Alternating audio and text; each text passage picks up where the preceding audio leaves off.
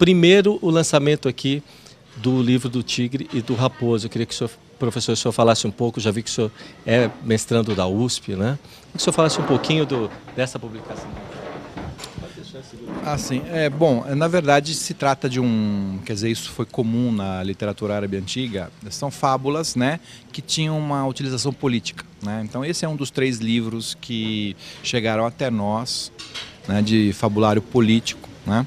Basicamente é uma discussão alegórica a respeito do exercício do poder, né, e das implicações do exercício do poder. Coisas como transferência de autoridade, lealdade, corrupção, enfim, né, honestidade, são essas as questões que são discutidas nesse tipo de texto. Para incentivar, professor, o aluno hoje, o novo leitor, o que o senhor aconselha ele a ler um livro de cada vez? Porque o senhor é um mestre, segundo a doutora Débora Gugel, que a gente nota pelo currículo, né? Como é que faz esse incentivo para o jovem hoje? Olha, eu acho que incentivo à leitura, que basicamente você adquire na escola, né? Do valor da leitura e do que a leitura pode te trazer de bom, você lê. Eu acho que isso depende muito mesmo de políticas governamentais, né? E políticas educacionais adequadas que elevem o padrão de leitura, porque no Brasil ainda é baixo, né? Esse livro já pode ser considerado uma pequena história da ciência daquela época. Nós estamos falando do século XI. Então, o autor, Saad al-Andalusi, que é um historiador andaluz, isto é, espanhol, faz essa pequena história da ciência da seguinte forma. Começa o livro dividindo o mundo habitado em 8 povos. E estes povos ele divide segundo seus interesses em relação à ciência e a sua falta de interesse em relação à ciência. E ele dedica para aqueles que se interessaram pela ciência os vários capítulos desse livro e fala sobre cada povo, o que fez em relação à ciência, e entende-se aqui ciência no sentido do conhecimento mais amplo, né? Então, filosofia está dentro da ciência. Então, você tem os gregos, você tem os indianos, você tem os árabes, você tem até os israelitas e você tem os bizantinos. Para cada povo desses, ele fala o que eles fizeram para o conhecimento, tanto sua produção como propagação, e quais são os autores e as obras mais importantes que foram produzidas no seio daquela cultura. Então, é um pequeno... às vezes eu falo que é a primeira história da ciência em árabe, não, mas uma das primeiras histórias de ciência em árabe, e agora traduzida para o português. Então, essa é a importância desse livro, né? E vamos ver se a gente difunde mais esse tipo de obra. O brasileiro precisa ler mais, ter mais cultura e com gente primorosa e conhecedora que nem vocês. Obrigado. Muito obrigada.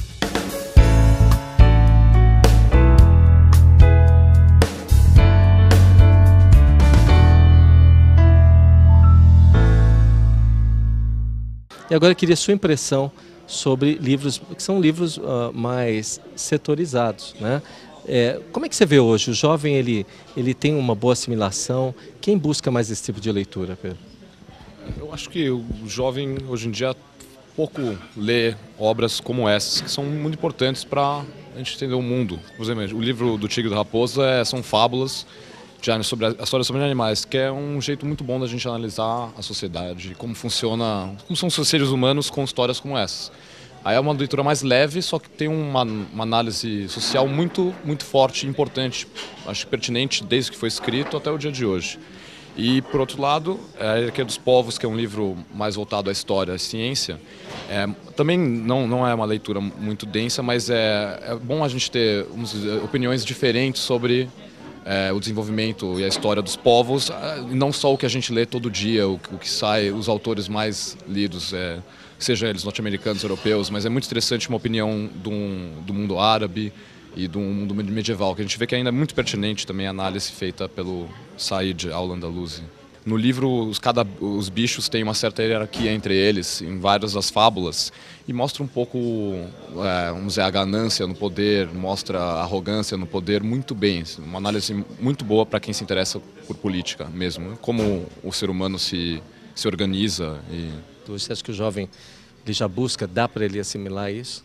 Eu acho que exatamente por ser fábulas, dá para todas as idades lerem. Logicamente, vamos dizer, uma criança de 10 anos, no momento talvez não absorva, mas isso é muito importante depois para o desenvolvimento intelectual da pessoa. Ela, ao longo da vida, vai lembrar de ter lido, provavelmente volta a reler, mas estimula o pensamento crítico desde uma idade mais nova. Mesmo se vamos dizer, o entendimento, o encaixamento no mundo não é o mesmo de uma criança para um adulto, mas é muito bom para começar a pensar sobre esses assuntos.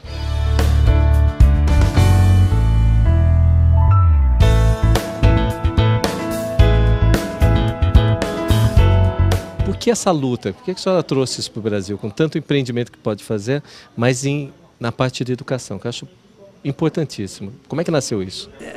A editora nasceu com a intenção mesmo de uma editora muito diferente, de publicar pérolas da literatura e da historiografia no Brasil, pela paixão por livros que temos e para incentivar também jovens, né, os meus filhos, como meus filhos, para a leitura e plantar alguma coisa de cultura no Brasil, que é a intenção da família Amaral Gurgel. Que falta no brasileiro essa vontade de expandir, porque às vezes é só o conteúdo, o conhecimento não basta ter só a questão do dinheiro, ele também é aliado a uma força de vontade, né? Foi isso que a senhora buscou no começo? Foi sim. Vivemos 10 anos fora, eu criei meus filhos no Canadá, né? Os meus filhos estudaram lá por algum tempo, mas a vida dos escritórios foi sempre ligada a São Paulo, a história do Brasil, né? Uma família de quase 400 anos.